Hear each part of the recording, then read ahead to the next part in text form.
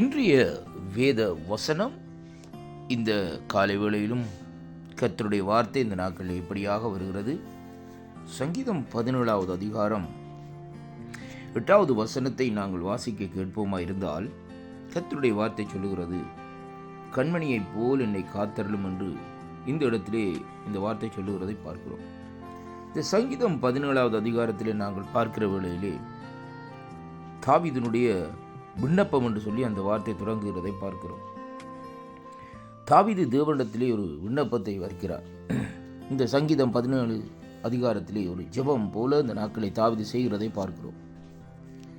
கர்த்தாவே, நியாயத்தை கேட்டருளும், என் கூப்பிடுதல் கவனியும், கபடமில்லாத தொடர்களிலிருந்து பிறக்கும் என் விண்ணப்பத்திற்கு செவிகடும் என்று சொல்லி அவருடைய சன்னிதானத்திலே வந்து இந்த நாட்களிலே அவர் அங்கே அவரை நோக்கி இந்த நாட்களிலே பார்க்கிறதை பார்க்கிறோம். அன்பு பிள்ளைகளே, தேவனை நோக்கி இந்த நாட்களிலே தாவீது பார்த்த வேளையிலும் இந்த 17வது அதிகாரத்திலே 8வது வசனத்திலே சொல்லுகிறார், ஆண்டவரே, என்ன காரியங்கள் நடந்தாலும் என்ன நீர் கண்மணியைப் போல் காத்தருளும் என்று சொல்லி இந்த நாட்களிலே சொல்லுகிறதை பார்க்கிறோம். அருமையான கர்த்தருடைய பிள்ளைகளே, ஏன் கண்மணியைப் போல் காக்க வேண்டும் என்று சொல்லி இந்த நாட்களிலே சொல்லுகிறார் என்றால், வேதம் சொல்லுகிறது,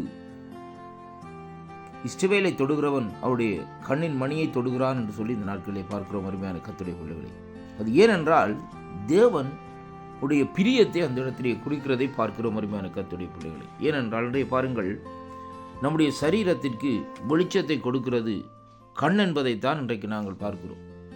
அந்த கண்ணினுடைய மணியிலே இருந்து வருகிற அந்த வெளிச்சம்தான் முன்னுக்கு நாங்கள் பார்க்கிற பொருள்களை பெரிதாகவும் சிறிதாகவும் இந்த நாட்களில் அங்கே காண்பித்துக் கொள்ளுகிறது. அது கண்ணுக்கு ஏதாவது ஒரு தாக்கத்தை அந்த வெளிச்சம் கொடுக்குமா இருந்தால், வெளியிலே இருந்து வருகிற வெளிச்சங்கள் கொடுக்குமா இருந்தால், உடனே கண் நம்மை அறியாமலே அங்கே மடல்களினாலே மூடிக்கொள்ளுகிறதை பார்க்கிறோம்.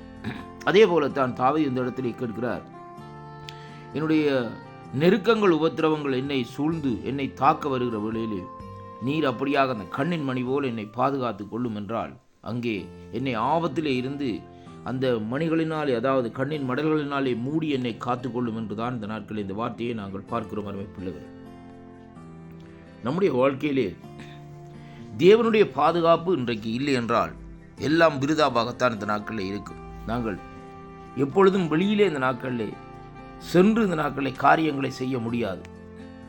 ஏனென்றால் அருமை பிள்ளைகளே, இந்த நாட்களை பாருங்கள், இன்றைக்கு நாங்கள் வீட்டிலே படுக்கிற வேளையிலே இருந்தாலும் சரி, காலையிலே எழுந்து கொள்கிறதா இருந்தாலும் சரி, அதே வேளையிலே வீட்டை வாசலாலே தாண்டி போகிற வேளையில் இருந்தாலும் சரி, கர்த்தருடைய சமூகம், கர்த்தருடைய பாதுகாப்பு இருக்க வேண்டும் என்பதைத்தான் இந்த நாட்களில் இந்த இடத்திலே பார்க்கிறோம்.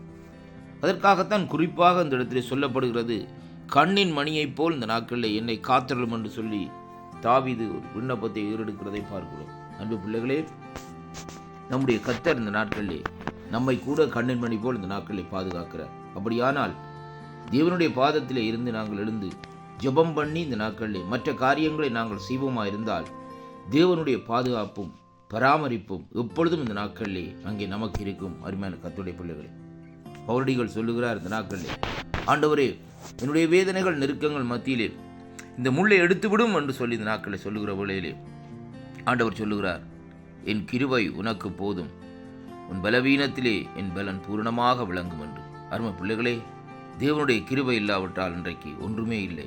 அதனாலே இந்த நாட்களிலே காலையிலே எழும்பி அவருடைய கிருபையிலே இந்த நாட்களிலே நாங்கள் பெருகிக் கொள்ளுவோமா?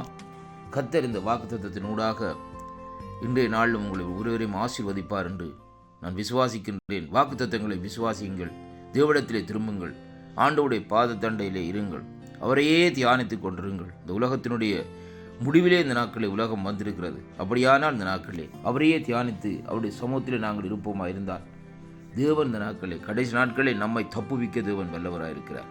அவரையே வேண்டி நாங்கள் கேட்கிற வேளையிலே கர்த்தர் நம்மோடு கூட இருந்து நம்மை பாதுகாத்து நடத்த தேவன் வல்லவராயிருக்கிறார். கர்த்தருக்கே மகிமையும் கனமும் துதியும் புகழும் உண்டாவதாக.